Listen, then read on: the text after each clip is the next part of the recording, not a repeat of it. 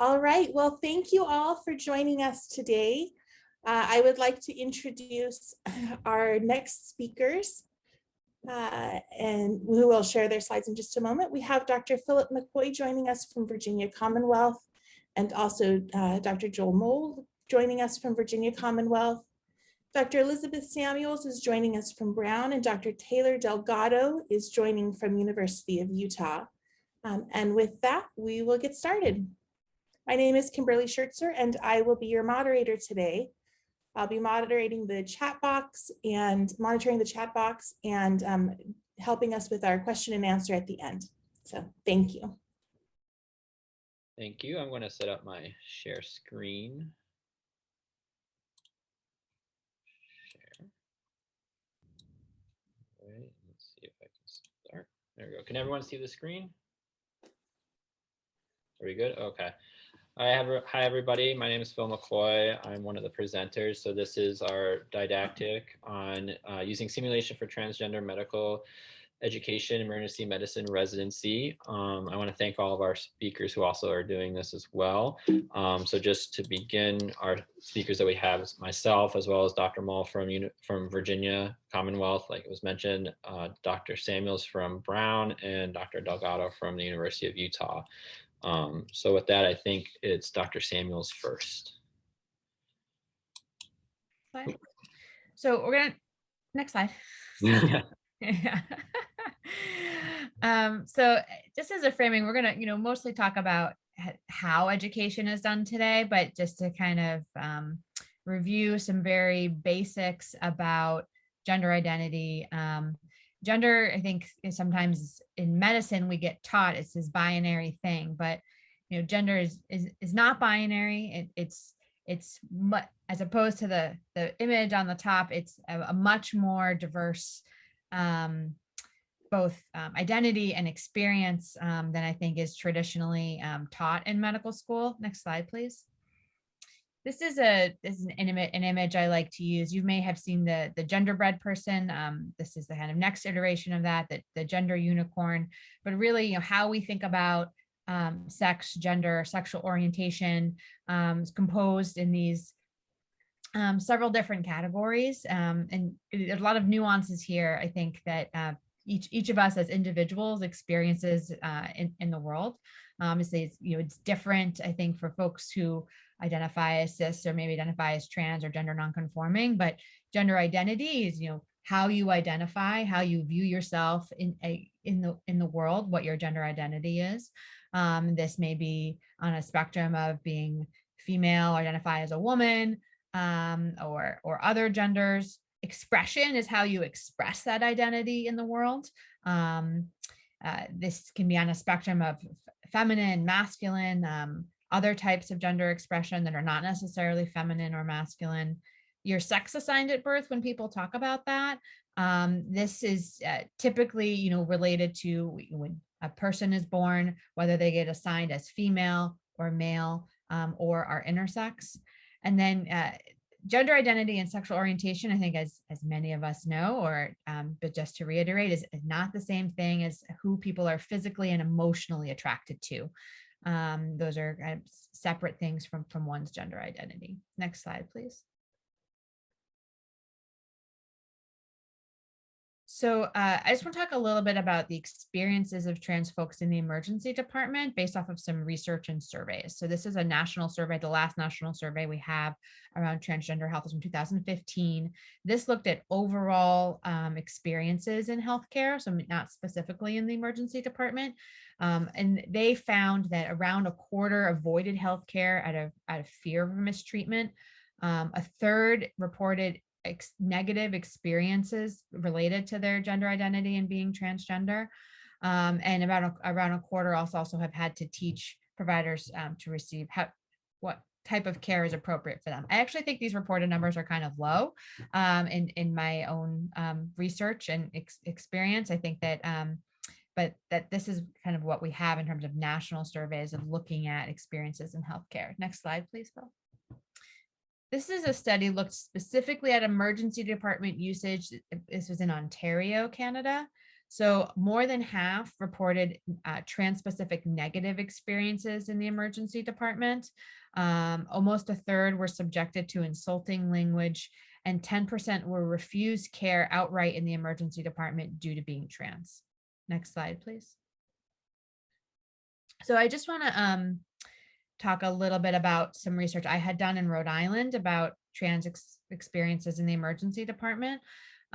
We did a series of focus groups with folks who'd gotten care in an emergency department in Rhode Island within the prior 5 years. And next slide, please. And we found that people's experiences generally fell into 4 different types of buckets, both about system structure, the structure of the emergency department, competency of care provided to them by emergency providers, experiences of discrimination and trauma, and then avoidance of emergency care. Next slide, please. So I'm gonna highlight some quotes from the participants in this project. This participant said, "When I got to the hospital, the EMT and the hospital staff were talking about my gender. My biological parts, I'm like at the desk, and you could hear it in my room. I know the patients next to me could hear it, and the people in the hallway could hear it." Next slide, please.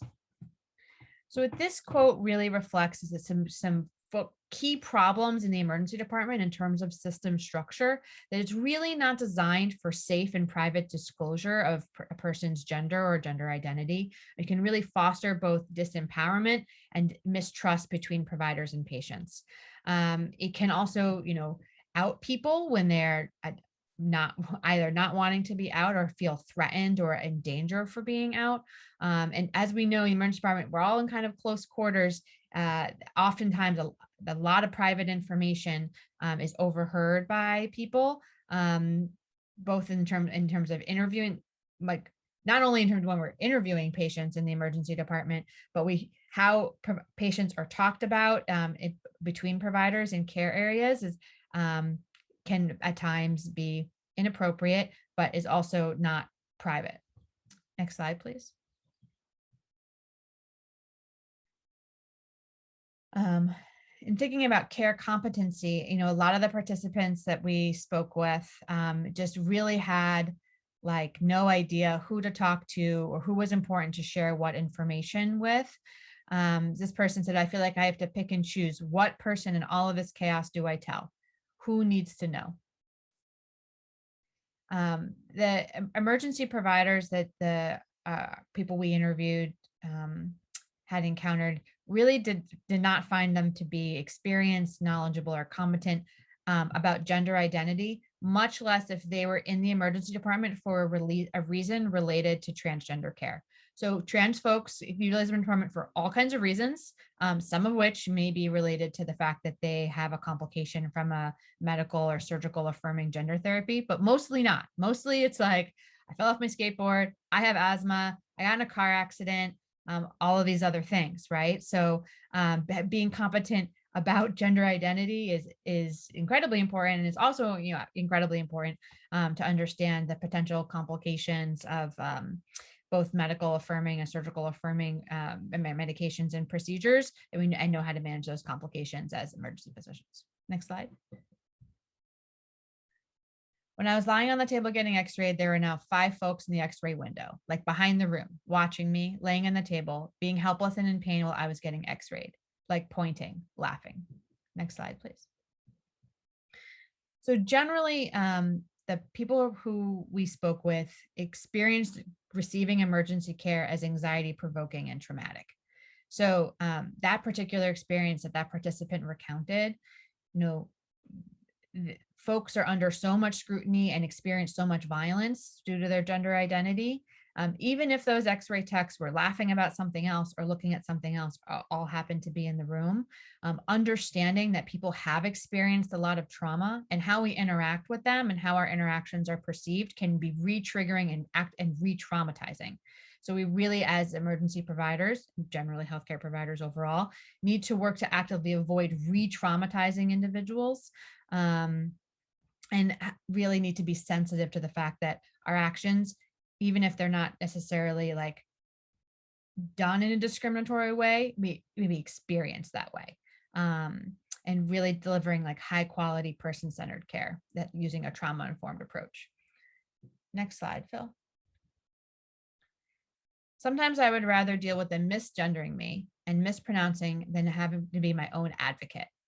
I mean, I have like so many times been like, yep, that's my name when they say the wrong name or say she, because I'm almost too nervous to bring up trans because I'm afraid of a more violent or a more negative reaction. Next slide, please. So, many participants that we spoke to in that study, and many of my friends avoid emergency care because they do not want to experience discrimination and trauma, or if they have to go get care, just like almost shrink themselves to kind of get through the encounter. That is not how we want to deliver our emergency care. We do not want to re-traumatize people, and we do not want people to not be their full and true selves in the emergency department. Kind of reifying a lot of the discrimination and trauma that they experience in non-medical settings. So, many folks will seek alternative sites of care because of fears of discrimination, negative prior experiences, and then also concerns unrelated to gender identity, like that folks have regardless of gender identity, like cost, or transportation, or things like that. Next slide, Phil. So all of that aside, I want to talk a little bit about like how do we improve care? What does improved care look like? So generally, the people we talked to in the context of that project, and I think their suggestions came out into these 5 different buckets. So privacy, communication, provider competency, advocacy, and hospital and ED system changes. So looking at privacy, this is like, what type of information is asked in triage and how is it asked? Is there a private place people can disclose their gender identity, or a private way? Maybe they can fill it out on a tablet. And what types of questions are you asking in exam rooms? And what is the volume at which you're asking those questions? Who is in the room when you're asking questions that are more private? And what other strategies you can use to increase privacy? One of our participants had the suggestion if you have a private question, but it is privacy structurally is not really possible, maybe get a whiteboard, maybe get a piece of paper. If the person can read and write that you're taking care of, that can be a way to assess for information that may be more sensitive. Next slide. Communication is really key. I think patients, in general, regardless of gender identity, often don't know who to talk to, who's doing what in the emergency department, or, is that person a nurse? Is that my physician? I don't really know. So really identifying, both like who the ED care team is and everyone's roles. A lot of folks do have a trusted primary care provider. How you communicate with that primary care provider can be really helpful. And I think, as physicians, as like the leader of the team, really, I think setting the tone, like, I think especially if the electronic health record does not match the person's name and pronouns and gender, really saying to folks, this person uses this name, they use these pronouns, and this is how we're going to refer to them. And that's kind of sets the expectation, and you will have to engage with folks. I think, in my experience, engage with folks' transphobia and education gaps around how to care for folks who are either gender nonconforming or who are transgender, but that can be done quickly and efficiently. I think within providing high quality emergency care, and it's just kind of up to us to really provide that kind of real-time education with other members of the care team. Now, the electronic health record it can be complicated. I'm not going to get into all of that here, but there are adaptations or like builds in the electronic health record. Electronic health record was originally built with a binary sex function, but not really collecting gender identity information. But at least Epic, and there are some other, I think, EMRs that have this as well. There is a sexual orientation, gender identity component build that you can add on. You can put someone's preferred name in the banner as opposed to the name that's on their insurance card for like billing purposes. So there's ways that the EMR has been adapted to be more trans competent. Next slide. So provider competency, this is what we're going to talk about today. How can we train providers to give competent care that is high quality and that people can trust? Next slide. Advocacy. So this is an idea that had come up in our groups about potentially having a advocate that could go with someone to the emergency department if they felt like they needed some additional supports. And then another idea that was floated, which I thought was interesting, was potentially come up with some kind of grading system about how trans-friendly the emergency department is in terms of providing care and people's experiences of care and then that ED. Next slide. And then these are bigger issues, which we're not going to talk about today as well, but the Tim Hospital ED system changes. This is about bathrooms. Are there universal bathrooms, regardless of gender identity? Rooming policies. People should be roomed based on their gender identity, not their sex assigned at birth. What kind of policies does your hospital have? And then the electronic health record, I think, as we talked a little bit about, how people's names, pronouns, and gender identity are recorded and then communicated to members of the care team. The electronic health record can have really important impacts on patient care. So it's the main takeaways. Generally, I would say, although there are many exceptions to this, many people's experiences in the emergency department are not tremendously positive. Or providing necessarily trans competent care to folks who are trans, gender variant, or intersex. Next slide. Fear, discrimination, and poor past experiences may be the largest barriers to care. And the competency and knowledge of emergency providers definitely needs to be improved. There is some other research kind of looking at this, which and I think Dr. Mole is going to talk a little bit more about this, but hopefully how we do education, simulation being one part of that, can be key in improving provider competency. Next slide. And then steps for improving TGI experiences in the emergency department. Provider competency communication training, that's what we're doing right now. And then really addressing safety and privacy concerns that people have when they are getting emergency care. Dr. Mole. Thank you, Phil. All right, that's great. So Dr. Samuels talked a lot about the clinical need and some of the issues as far as provider knowledge and competency, for lack of a better term. So I'm going to talk very briefly about the educational need. So next slide. We know from the Institute of Medicine, which is now the National Academy of Medicine, they back in 2001 talked about the domains of quality, the last and least of not which is equity and being equitable care. Next slide. And certainly Healthy People 2020, a lot of things having to do, which were actually past 2020. I guess I need to update this slide, but Health and Human Services, Joint Commission, all have different things that are talking to us about being competent about social determinants of health. Next slide. And the whole idea of that is when it's not equitable, it leads to healthcare disparities. So we know that there are healthcare disparities associated with this group. However, a lot of it is unknown because the inability to data mine and get a lot of information out of the EMR like you would based on the binary male-female type aspect of it. So hopefully as more people will adopt that, we'll be able to get larger data, because obviously this is a group that you're not seeing 100 trans people a day in your 300-day emergency department. So it makes it a little bit harder to try to find some of this data mining type thing associated with healthcare disparities. Next slide. And the ACG again makes it clear. So from training purposes, clear, it's a little play on words, the clinical learning environment, that we have to be looking at not only social determinants of health, but quality improvement relating to social determinants of health in vulnerable and populations that are subject to healthcare inequities. Next slide. So fortunately, the 2019 EM model of clinical practice has finally added sexual orientation and gender identity subcategories to help describe some of the different areas of emergency medicine that people should be trained in, which is what ABEM uses for our training program. This is going to be expanded upon likely in the 2022 version of that, but that's been something that many of us have been advocating for a while. So this definitely a step forward to say this is an educational component that emergency physicians need to be competent in. Next slide.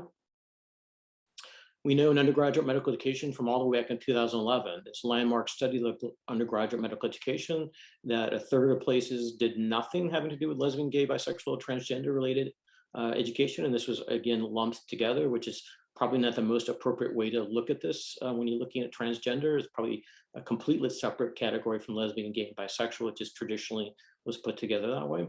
But we know that, you know, a third don't get any, and the max that most people get typically somewhere around 5 hours. Next slide. And so we looked in 2013, which was published in 2014, you know, what about this kind of education in graduate medical education, specifically emergency medicine? So we found there that actually only 26% of programs included any education about lesbian, gay, bisexual, transgender, queer, or questioning. And those that did, the mean was only 45 minutes and the median was 0. Next slide. We do know in 2020, just recently published an article that was basically a update on this using the same methodology, and found that of the programs that responded, we're now up to 75% of programs. So we've made significant progress from 2013 to 2020. And now it's up to a median of 2 hours. But there's still a gap existing with how much program directors, this was a survey of program directors in emergency medicine that were accredited by the ACGME, how much they want is about twice of what they're getting. So basically 2 hours is about what people are doing that do it, and that's the majority of responding programs, but 4 hours is what they think is appropriate. So we still have multiple barriers in doing that. And again, that did not differentiate transgender, and it's hard to tell. There may be a program that focuses most of their hours, most of the time on transgender, and somebody who doesn't at all. So we don't really know that specific to that. Next slide.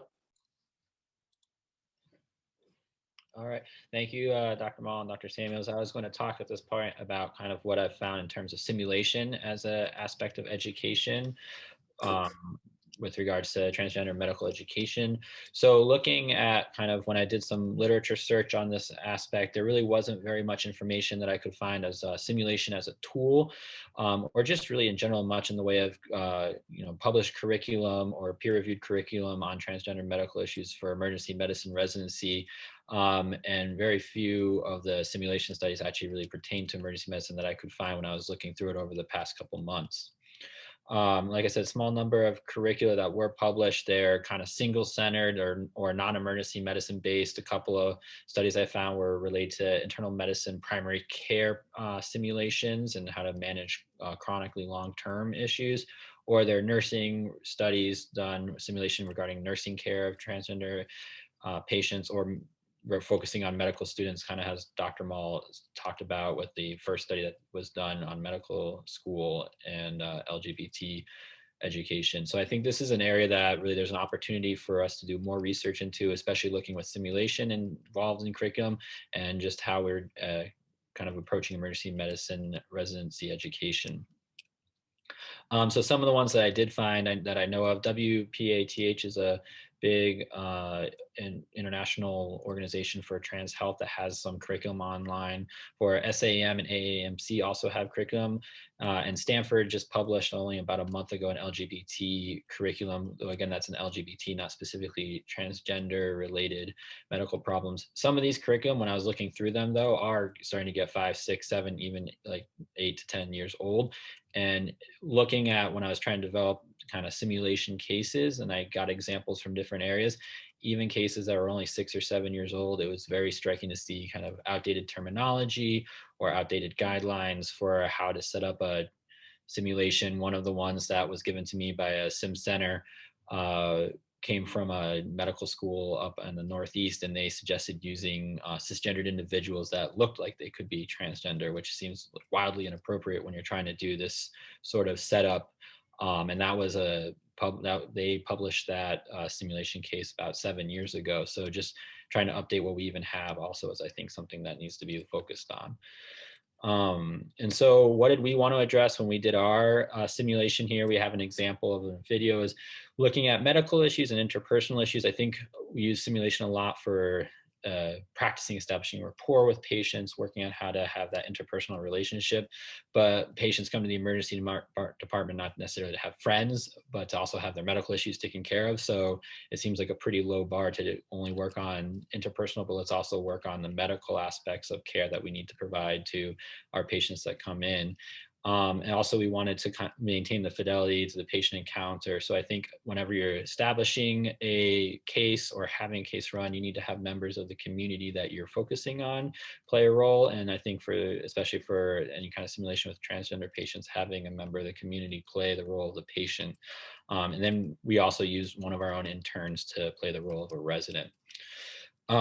So again, talking about recruiting a member of the community for SP is important. If you're going to be focusing on education related to specific patient populations, not involving people from that community seems like you're not going to really end up having a good or high fidelity simulation there. One issue we had now that hopefully will not be an issue going forward is finding space with COVID restrictions. Our simulation center would only give us rooms that could fit a maximum of 2 people. So if you're trying to have a facilitator or a resident in SP, that's 3. Fortunately, we're able to do this remotely, which is one of the things that COVID has allowed us to do, is kind of increase our use of technology, which may increase the reach of simulation and SP across emergency medicine residency. We ended up using Zoom as our platform. And I think that this opens up a possibility for cities or areas that may have a larger or more involved trans community being able to then have SPs remotely come into residencies that might be in more community-based areas or environments that don't have the access to resources to get trans SPs for their own simulation. So I think going forward, looking at how do we develop curricula for this and including SP or simulation within those curricula, I think looking to research of effectiveness of this kind of education, especially is simulation going to be the best way to talk about the medical needs of this community, or is simulation more appropriate for working on the interpersonal aspect and then having maybe a more traditional didactic to go over medical needs? And then will technology, like I mentioned, make it easier to have SP and simulation accessibility without sacrificing the quality or having, doing suboptimal things like having cisgender individuals play transgender patients. So just a brief on our video we're going to show. It's about, I think, an 8 to 10 minute video that I wanted to present. It was filmed at VCU's Simulation Center. We filmed multiple rounds of it, and we felt that we would show the needs improvement one, so that way there'd be more to discuss about. The mannequin was voiced by Dr. Taylor Delgado. She was coming in from Utah remotely for us. And then our resident in Richmond was Dr. Melissa Edwards. As your program director, I do need to mention she volunteered. She did. Was not voluntold, so she was not voluntold. And we actually had to tell her to screw up, and it visibly hurt her to make a video that was where she messed up. So see if this video works. 41-year-old woman presents to Can people hear it? via EMS after having a cyclical episode. She has been suffering from nausea, vomiting, and attacks for the past 3 days. Given short time frame for arrival, EMS could not get more information. Reported EMS vitals: temperature 37.2, heart rate 50, blood pressure 95/65, respiratory rate 16, SpO2 98%. Patient's registered name John Smith, preferred name Jane, pronouns she/her. Hi, my name is Melissa Edwards. I'm one of the resident doctors that's going to be helping to take care of you today. What's your name? My name is Jane. Oh, okay. Well, it says that your license, your name is John. Yeah. That was my birth name. I don't use that name anymore. Oh, why is that? I am a transgender woman. Oh, okay. Well, what's bringing you in today? How can I help? I passed out this morning. Oh, what happened? I don't really know. I was kind of just sitting on the couch, and then I just felt funny, and then I woke up and I spilled my water and just didn't feel right. And I'm pretty sure I passed out. Okay. Well, how have you been feeling over the past few days? Not great. I've had some belly pain and been throwing up a lot. Okay. And what has your vomit been looking like? It's like food and then just bile. Okay, no blood? No blood. Okay. And where in your belly does it hurt? Kind of all across the lower part. Okay. All right. And is your pain coming and going, or is it just staying? It pretty much stays. It's worse when I throw up though. Sure. Okay. Any fever or chills? No, Okay. Chest pain or shortness of breath? my chest felt weird this morning before this happened, and a little bit yesterday too, but not really pain. Okay. Did you feel like your heart was fluttering, or what felt weird in your chest? Yeah, I kind of just felt like it was like I could just feel it beating really fast. Okay. Any sort of cough or congestion? No, Any swelling in your legs at all? no, Okay. Have you ever had a blood clot before? no, I don't think so. Okay. Do you have any medical problems? No, I'm pretty healthy. Okay. Do you have any allergies? Just sulfa. Okay. Any surgeries? Yeah, I mean, I've had like, some knee surgery before and, wisdom teeth, but that's really it. Okay. Do you take any medicines? Yeah, I do. I take spironolactone often, and I also take estrogen. Oh, okay. All right. And anyone been sick around you? No, I mostly just stay at home.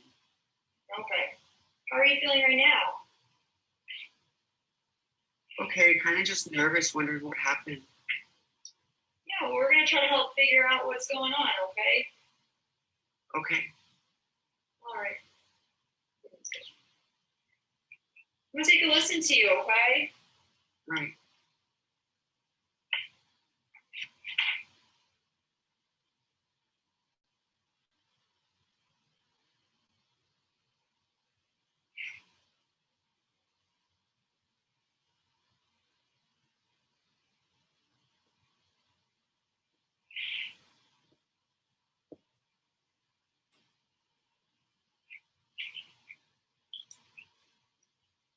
All right, I'm gonna feel your belly. Let me know what hurts, okay? Okay.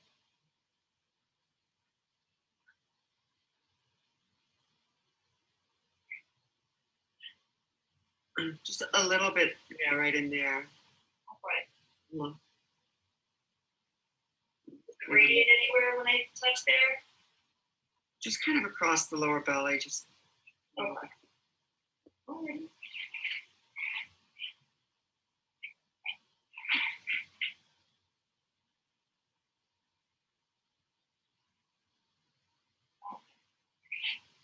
Well, certainly would like to get a couple of tests, okay, to see what happened today.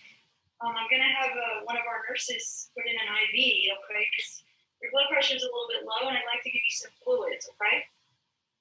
What do you think's going on? It's hard to say. That's why we'll need to get a few tests and maybe a picture or a chest x-ray to see what's going on. I don't know if it's related to you just not feeling well the past few days, but I'll try to get to the bottom of it. Okay. Thank you. All right. Can we get an EKG, please? Of course. Thank you. All right. Looks like there's some peak T waves on the CKG. And can you also get BMP, CBC, troponin, some LFTs, a lipase, a magnesium. Go from there and chest x-ray, please. There's your chest x-ray. The labs are still. Sure. You can run.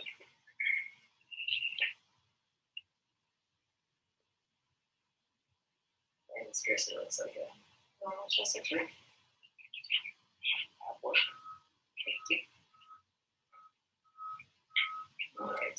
So the labs here are remarkable for a potassium of 6.3, a creatinine of 2.12,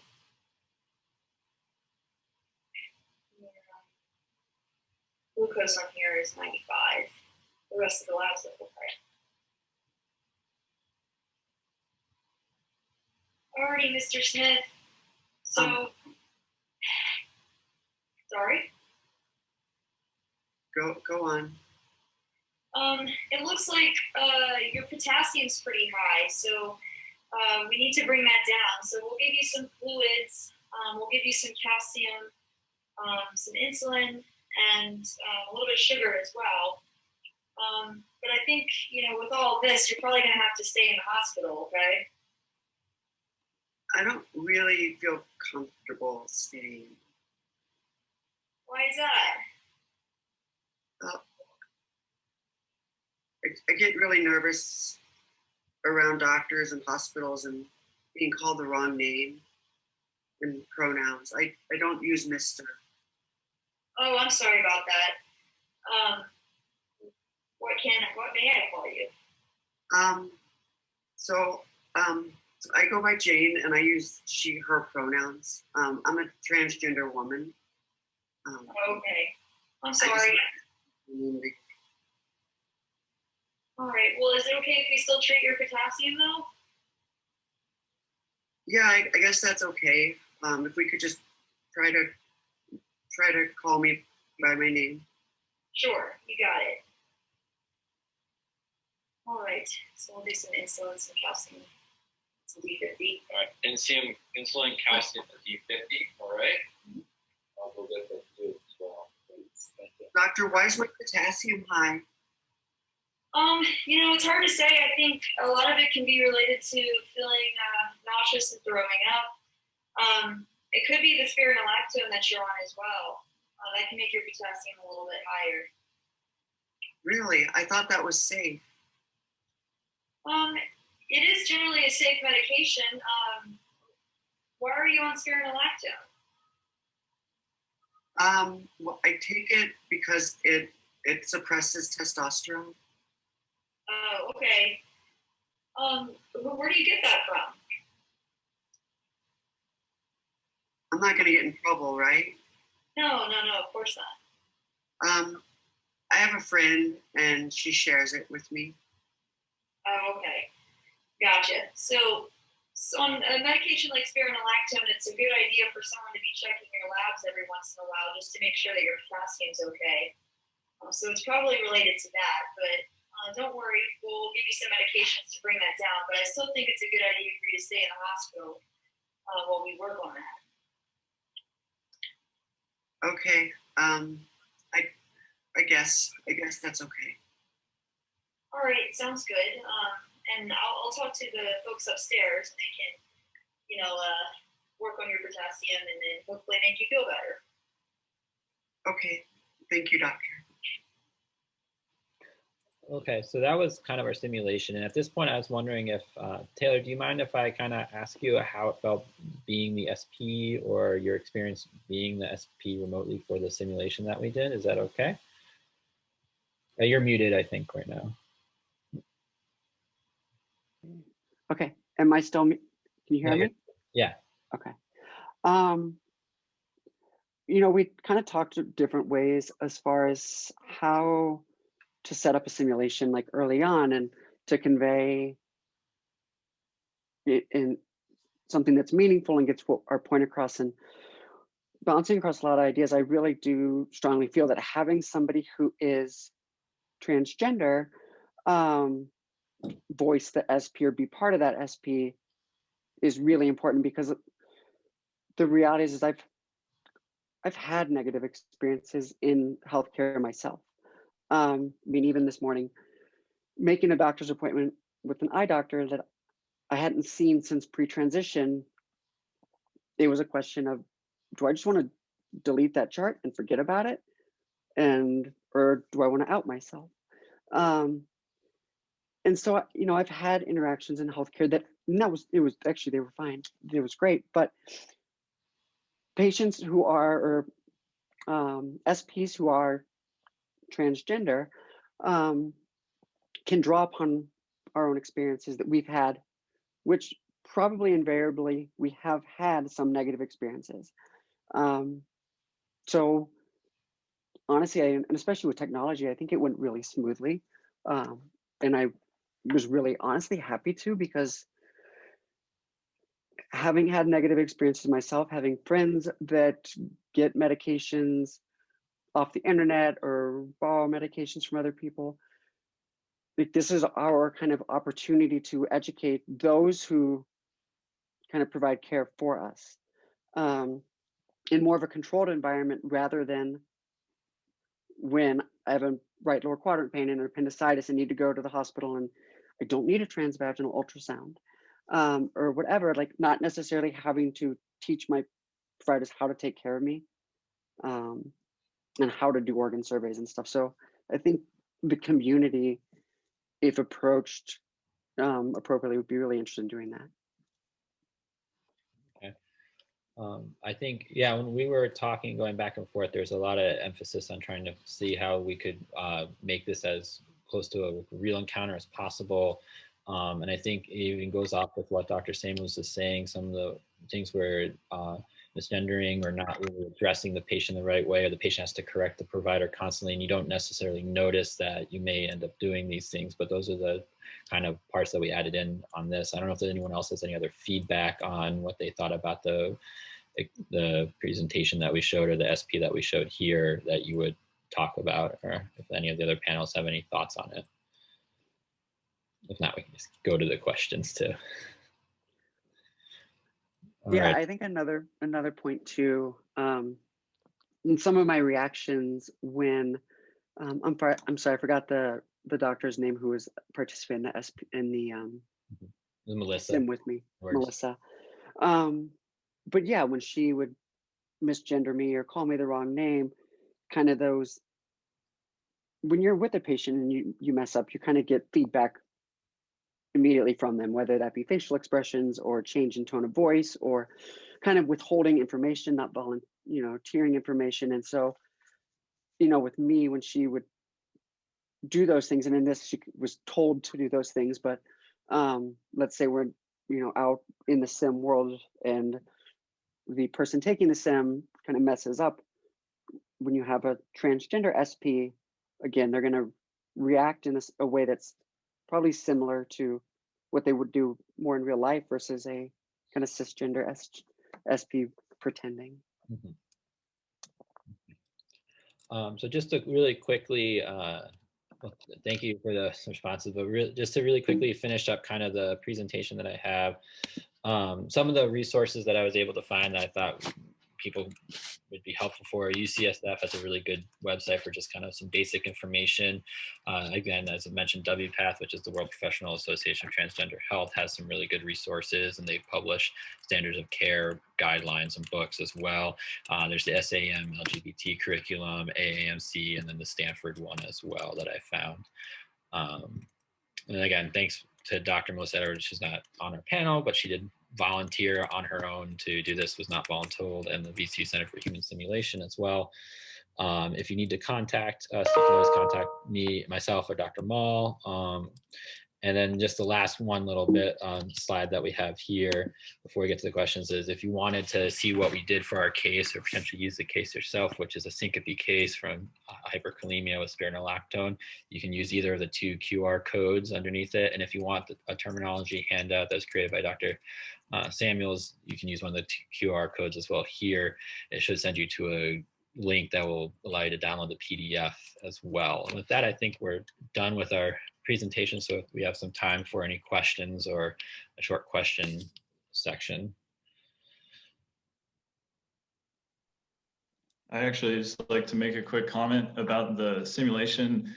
I'm an intern. I think one of the pivotal moments was when Dr. Delgado just said, "Oh, never mind." And I think that's a huge teaching point, and I think that's something that we can all work on, is when somebody says, "Oh, never mind," how do you recognize that as really like a turning point in their care and like their ability to be actually listened to? And then how do you act on that and take it in the right direction? I think that would be like a very effective way of doing the simulation.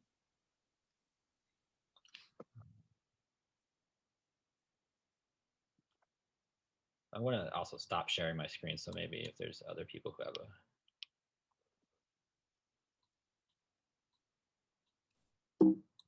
And honestly, the reality too, I'll just make a quick comment, is that we are all human beings and we're all going to make errors. And I think the important thing is to not be tone deaf to any patient as far as the feedback they're providing us, and to apologize and say, I'm sorry. And then Melissa in her great acting job did that and didn't sound particularly, for lack of a better term, sorry. But hopefully other providers would be in a real situation a little bit more empathetic to that. Mhm. And yeah, messing up, it happens. And I think for myself and again a lot of my friends, like unfortunately having to teach our care providers how to take care of us, it's something that we've almost grown accustomed to. But I think the biggest thing is, and another thing I think is that the transgender population can be very sensitive to mistakes, intentional or not, and whether that be violating HIPAA. I've walked out of a doctor's office and saw a new doctor when they dead named me in the front office. But we can be very sensitive to mistakes, whether those are intentional or unintentional. And a lot of that has to do with past trauma and interactions, not just in the healthcare environment, but just in society in general. But I think that the most important thing is recognizing when you've made a mistake, whether that be because the patient kind of shut down, was like, oh, never mind, or I don't want to be admitted, or does correct you, recognizing it, taking ownership of it, apologizing, and then making your best effort not to repeat that. But I think acknowledging that, and again, validating somebody, just validating someone's concerns, because you will make mistakes, especially when we have systems in place and not everybody has Epic with preferred name or gender. But until some of those systems issues, and then kind of social issues are worked kind of through, we're going to continue to do that.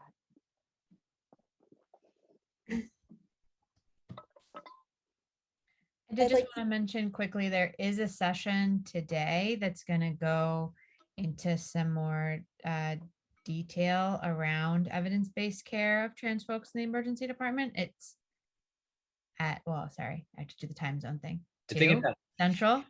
No, no, is that what? I think it's at 4 Eastern. Or 4 Eastern? I don't Yeah, know. 3 Central. That's right. 3 Central. Sorry. It's not in 10 minutes, it's in an hour, I think. Despite the hour difference Yeah. in times, my head is still spinning. I will find the right link and put it in the chat. I'm gonna just, my time zones are not great. I'd like to ask a question about the simulation as well. Understanding that SPs are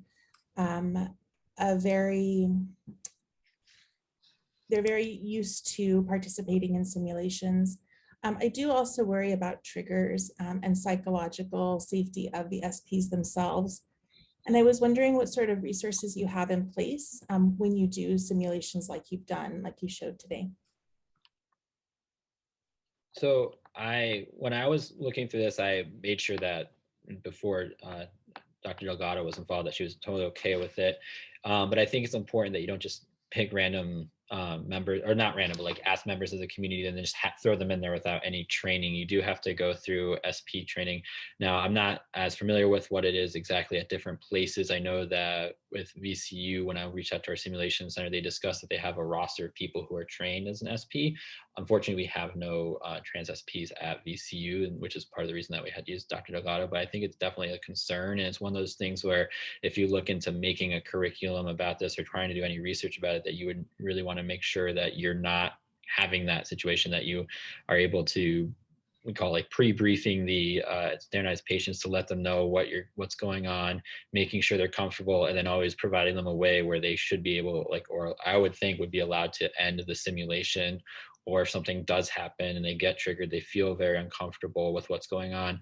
not forcing them to continue on until the end so that we can get the education for the resident, because that would be counterproductive too. It would be things that I would think you could put in place for that. But I think it's very important to make sure that if you have SP training or your sim center has that kind of stuff, that you go through that sort of training process for them so they're aware of what they're getting into with residents and whatnot. I think As far communication. as potentially, as far as potentially identifying SPs, if you're an academic center, if your academic center has a transgender health program, reaching out to them. The other thing would be reaching out to your local Pride Center, and then they can reach out to the community. And that would be one idea I had for identifying possible SPs from the community. It can be difficult, though, I'll say, because we see transgender patients in Richmond, but we have actually a pretty robust group in our clinics, but some of the providers are a little reluctant to provide information or even to help with the educational matters because of patient privacy, and because some of them have been, traumatized by previous encounters with the medical system. And as much as, you all or myself may think, oh, well, of course they're going to want to help. They may not, it's a very private thing, I would assume. And so you just have to be cognizant of that, I think. One last thing I would maybe just say, I have to run to my next thing, but also this shouldn't have to be said, but you should pay them they're doing work for providing education work. So you make sure you pay people for their time, I think appropriately. It doesn't get into like the re-traumatizing and re-triggering. I totally agree with what you're saying, Kim. And some states like Connecticut, there's actually a group of people that go and do education around LGBTQI things. So like they do a lot of variety of things. Like they do some medical simulation, but they also like go to like organizations and businesses and whatever and do education. They have a speakers bureau, and that's like they have a built-in support network for people who participate in that speakers bureau that really kind of try to both as a way to like have people who are comfortable and like experienced, but also if they re-traumatizing events or triggering events do occur, they have like built-in supports for that type of thing. Great. Yeah, the hard thing about this is we all need to be competent in this area, but the resources are not at all evenly distributed throughout the country. So asking people, borrowing, begging, stealing, getting somebody from across the country to help, whatever it takes, is certainly in the best interest of the patients and the learners. Well, with that, we're a few minutes over time. I'd like to thank you all for presenting some really high yield information. Thank you. Thanks, everybody. Thank you. Thank you. Bye. Bye.